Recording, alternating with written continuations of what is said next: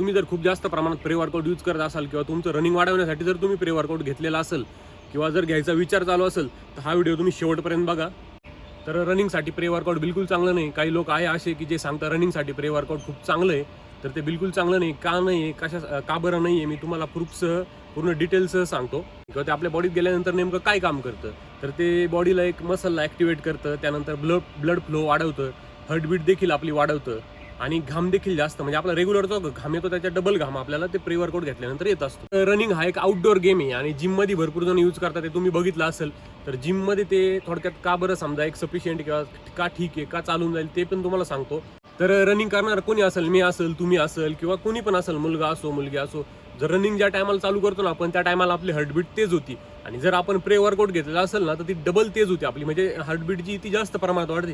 तर तुम्ही बघितलं असेल की नॉर्मल म्हणजे रनिंग केल्यामुळे काय होत नाही, रनिंग केल्यामुळे कोणा जीव गेला वगैरे असं काही नाही, पण ते का जीव जातो किंवा का जीव गमवावा लागतो एखाद्या मुलाला किंवा मुलीला किंवा एखाद्या ॲथलीटला, तर आपण म्हणजे ओव्हरडोस करतो किंवा हे ज्या प्री वर्कआउट सारख्या गोष्टी ह्या खूप जास्त प्रमाणात वाढवतो.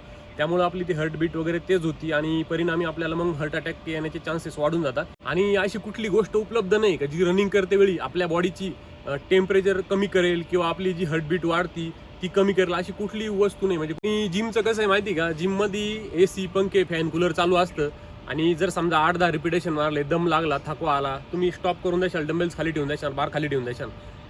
ट्रेडमिलवरती पळताय, दम लागला, थकवा आला, तुम्ही स्टॉप केलं, थांबून घेतलं, काय हरकत नाही. बॉडीचं टेम्परेचर परत मेंटेन होतं, आपली हार्टबीट जी वाढलेली असते ती देखील थोडीशी कमी होते. त्याच्यामुळे तिथं काय धोका जाणवत नाही. तर रनिंग करते वेळी तुम्ही बघितलं असेल, समजा मुलगी असो किंवा मुलगा असो, मुलींना काहीतरी 2:50 आहे माझा 800 मीटरचा टायमिंग, मुलांना समजा 5:10 आहे 1600 मीटरचा टायमिंग. तुम्हाला एक गोष्ट माहीत असती, जर मी समजा भरतीच्या वेळेस ते घेतलं आणि जर पळायला सुरुवात केल्यानंतर मला समजा 30 सेकंदांनी 1 मिनिटानंतर हार्टबीट तेज होणार आहे, प्री वर्कआउट घेतल्यावर डबल तेज होणार आहे, कारण ब्लड फ्लो आपला ते वाढवत असतं. आणि जर त्या टायमाला दम लागला आणि तुम्ही जर थांबले, तुम्हाला माहिती आहे मला 0 मार्क भेटणार. त्याच्यामुळे काय होती गंमत काय, तर तुम्ही थांबत नाही, तुम्ही नॉनस्टॉप पळता आणि हार्टबीट जी आहे ती काही वेळेस कंट्रोलच्या बाहेर जाते, ती कंट्रोल होत नाही.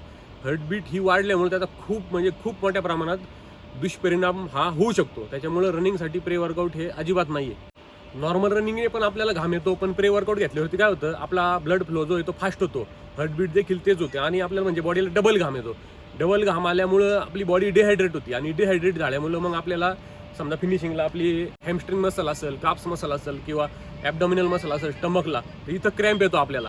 छोटी छोटी हलकी हलकी एअर बबल तयार होतात मसलमध्ये आणि त्यालाच आपण क्रॅम्प बोलतो. मसाज जर केली तर हा क्रॅम्प राहून जातो, पण जर मसाज वगैरे जर काही केली नाही आणि हा असं जर रुटीन चालू राहिलं तर ते मसल एवढं टाईट करतं की मापच नाही. तर हे जे एअर बबल, हा जो क्रॅम्प आहे हे वाढत वाढत जातं आणि इंजुरीमध्ये याचं रूपांतर होतं असतं. दुसरी गोष्ट महत्त्वाची म्हणजे जिममध्ये जरी देखील कोणी यूज करत असेल तर सगळ्यात पहिल्यांदा ते FDA अप्रूव्ह आहे का नाही ते बघत जा ते प्रोडक्ट. दुसरी गोष्ट म्हणजे त्याच्यावरती बारकोड आहे का नाही ते बघत जा. बारकोड टाकल्यानंतर त्याचा म्हणजे ते SMS गेल्यानंतर ते ऑथेंटिक आहे किंवा नाही आहे ते आपल्याला त्याच्यावरून समजतं. जर ते आता मार्केटला भरपूर असे काही काही प्रोडक्ट आलेले की लोकांनी ते स्वतःचे लॉन्च केलेले, समजा आता असतील, काही नाव घेत नाही मी जास्त त्याचं, त्यामुळे काय होतं का भरपूर मुलांचं नुकसान होतं. तर त्याची लत लय घाण लागते. म्हणजे प्री वर्कआउट ज्या टायमाला आपण घेतो ना, तर पहिल्यांदा सुरुवात होती अर्धा चमच्यापासून, अर्धाचा नंतर 1 मध्ये रूपांतर होतं, नंतर 1 चमचा घेतल्यानंतर देखील किक बसत नाही. मग ती किक बसली नाही का त्याचा 1.5 चमचा होतो आपण, म्हणजे एका टायमाला 1.5 चमचा घेतो, 1.5चा 2 होतो आणि अशी करीत करीत ती आपली जी हॅबिट आहे ना बॉडीला, इतकी घाण हॅबिट लागून जाते ना, ती सुटत नाही. जर प्री वर्कआउट नसलं ना तर आपण वर्कआउट देखील करू शकत नाही. जर जे कोणी जिमचे तुमचे मित्र वगैरे असतील ना, तुम्ही त्यांना डायरेक्ट समक्ष विचारून बघू शकता.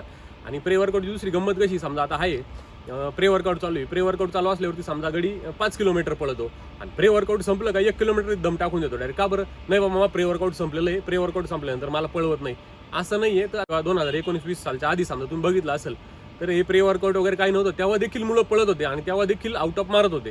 100 पैकी 100 मार्क घेणारे त्या टायमाला देखील मुलं होते. पण हे प्री वर्कआउट वगैरे काय जे आता ऑनलाईन मुलं आलेलं आहे, भरपूर जण प्री वर्कआउट हे रनिंगच्या आधी घेतात, पण आता त्यांना त्यातली डिटेल माहीत नसती. समजा त्याच्यात सिट्रोलाइन मॅलेट किती आहे किंवा बेटालाइन किती आहे, ते घेतल्यावरती ज्या टायमाला आपण समजा पळायला चालू करतो किंवा तसं जरी थांबलो तर एक 5 ते 10 मिनिटानंतर कानाला चुनचुन व्हायला चालू होते, हे पूर्ण लाल पडतं डोळ्याला, इथं बॉडीला आणि पूर्ण बॉडीला अशी इचिंग व्हायला सुरुवात होती, खाज यायला. तर हे खूप जास्त प्रमाणात खाज वगैरे यायला चालू होती.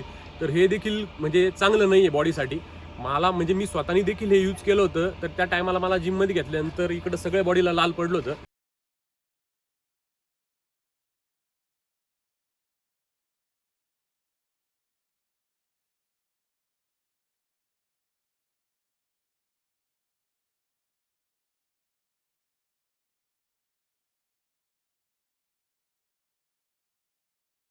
तुम्हाला इथं व्हिडिओ दिसतच असेल. आणि दुसरं म्हणजे त्याची अशी घाण सवय लागते ना, तो प्रे वर्कआउटचा डबा जर समजा संपला ना, तर त्याच्यानंतर वर्कआउट करायला इच्छा देखील होत नाही किंवा मन देखील होत नाही. कारण आपली मेंटॅलिटी अशी झालेली असती तर मी जर प्रे वर्कआउट घेतलं म्हणजे मी लय भारी पळतो, आणि प्रे वर्कआउट घेतलं नाही म्हणजे माझं वर्कआउटच होत नाही. प्रे वर्कआउट घेतलं गडी 5-5, 10-10 किलोमीटर पळतो, आणि ज्या टायमाला प्रे वर्कआउट नसलं तर तो अर्धा 1 किलोमीटर गेला का असा आळस टाकून देतो किंवा मला नाही पळायचं, मला नाही हे करायचं, आणि तुमची मेंटॅलिटी पूर्ण त्याच्यावरती सेट होती. जर तुम्ही विचार करा समजा का प्रे वर्कआउट जर तुम्हाला आतमध्येच नाही नेऊन दिलं आणि तुमची मेंटॅलिटी जर अशी झाली का मी प्रे वर्कआउट घेतली का मी हातभर गोळा लांब टाकीतो, मी प्रे वर्कआउट घेतलं का मी 100 मीटर 12:48 12:45 मध्ये मारतो, 1600 मीटर माझं चांगलं निघतं, ही तुमची मेंटॅलिटी झाली. पण हे जर मेन ठिकाणी किंवा ऐन ठिकाणी जर तुम्हाला त्या आतमध्ये नेऊनच नाही दिलं तर त्या टायमाला तुम्ही काय करणार? कारण का गंमत कशी असती माहिती का, रात्री 2:30-3 पासून तुम्ही लाईनीला असता, खाल्लेलं नाही पिलेलं नाही, पोट वगैरे साफ करून तुम्ही तिथं लाईनीला बसलेला असता. सकाळी 6, 7, 8 वाजता म्हणजे ग्राउंड चालू होता. जरी एखादा पोरगा समजा 5 वाजता बसला ग्राउंडला उपाशी पोटी, त्याच्यात तो 8-9ला गेला समजा, नेऊन नाही देत पण जरी त्यांनी समजा नेलं आतमध्ये ते पाण्यात मिक्स करून किंवा काय प्री वर्कआउट समजा, आणि जर घेतलं उपाशी तापाशी पोटी पिल्यावरती त्याची इतकी घाण किक बसती, त्यांनी काय होतं तर हे देखील तुम्हाला माहीत नसतं. त्यामुळे कृपया करून ते प्रे वर्कआउट जे आहे त्याचं यूज करू नका. त्याच्यापेक्षा तुम्ही नॅचरली जो सोर्स आहे समजा आपली केळी असेल, सफरचंद असेल, संत्री असेल, नॅचरली फ्रूट वगैरे, तुम्ही याच्याकडे लक्ष द्या. तुम्ही हे खा, नॅचरली जे होतं ना ते कधीच बॅड इफेक्ट देत नाही बॉडीला. त्या प्रे वर्कआउटच्या आहारी जाऊ नका. आता मी देखील स्वतः यूज करतो ते जिमसाठी, पण कधी 8-15 दिवसातून, महिना 15 दिवसातून कधीतरी अर्धा एखादा चमचा, ज्या टायमाला मोठा मसल ट्रेन करायचा असतो, समजा चेस्ट मसल ट्रेन करायचा आहे किंवा समजा बॅक ट्रेन करायची, लेग ट्रेन करायचे, लय थकून आलो कुठून समजा बाहेरून आलो, किंवा जर आता समजा वर्कआउटच होत नाही किंवा एकदम आळस आलेला त्याच टायमाला ते यूज करतो. तरी कृपया माझी प्रत्येकाला विनंती आहे का ते प्रे वर्कआउट यूज करू नका. तर गंमत अशी का आता प्रे वर्कआउट घेतलं तरच पळता येतं का, तर अजिबात नाही. हे प्रे वर्कआउट नव्हतं त्या टायमाला देखील काही जण अशी एखादी 100 पैकी 100 मार्क घेत होते. त्या टायमाला तर 5 इव्हेंट होत्या. आणि आता झालं कसं का, हे ऑनलाईन आल्यामुळं आता म्हणजे त्या ज्या टायमाला ऑनलाईन येतो ना त्या टायमाला समजा एखादे रेल्वे मंत्री ते बदलले तरी लोकांना पोरांना माहीत होत नव्हतं, पोरं पेपर लावून चुकून यायचे. आता साधं प्रस्तावित जरी असलं तरी पहिलं ते टेलिग्रामला येतं. त्याच्यामुळे तर सगळ्यात बेकार कॉम्पिटिशन वाढलेली. जाऊ द्या, त्याच्यावरती जास्त काही बोलत नाही मी आता, कट कर. आणि सर्वात महत्त्वाची गोष्ट जी सांगायची ती म्हणजे अशी, म्हणजे मी स्वतः बघितली होती ती, आता कदाचित हाईड करून टाकली असेल किंवा डिलीट करून टाकली असेल. पोस्ट अशी होती का सर माझा 1600चा टायमिंग 7 मिनिटं येत होता आणि मी तुमची ती काय पावडर आहे ती पावडरचा अर्धा चमचा खाल्ला किंवा 1 चमचा खाल्ला, 7 मिनिटावरून माझा डायरेक्ट 8-15 दिवसात 5 मिनिटं टाईम यायला लागला किंवा 5.5 मिनिटं टाईम यायला लागला. तर आपण एवढे पण येडे नाही, म्हणजे साधी सोपी सरळ गोष्ट आहे, किती मूर्खपणा येतो.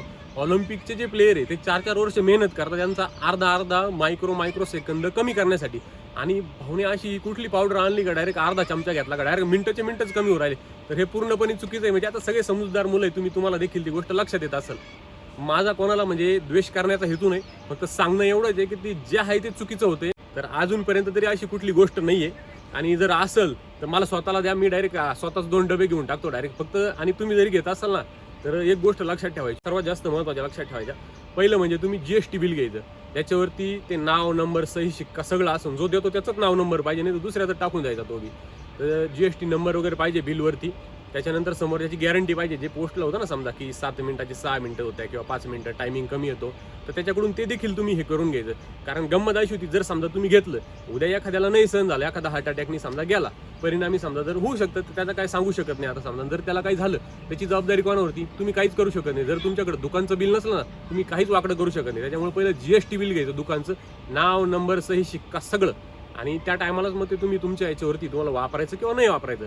आणि दुसरी गोष्ट अशी का ह्या व्हिडिओतून मला फक्त प्रे वर्कआउट रनिंगसाठी चांगलं का नाही आहे किंवा त्याचं काय होतं एवढंच सांगायचं होतं. कोणाला विरोध करायचा किंवा कोणाला द्वेष करायचा याचा माझा अजिबात हेतू नाही आहे. तरी तुम्हाला प्रे वर्कआउटच्या बद्दल समजा काय वाटत असेल तर मला खाली कमेंटमध्ये सांगा, त्याच्यावरती पण आपण विचार करू आणि पुढचा व्हिडिओ बनवू.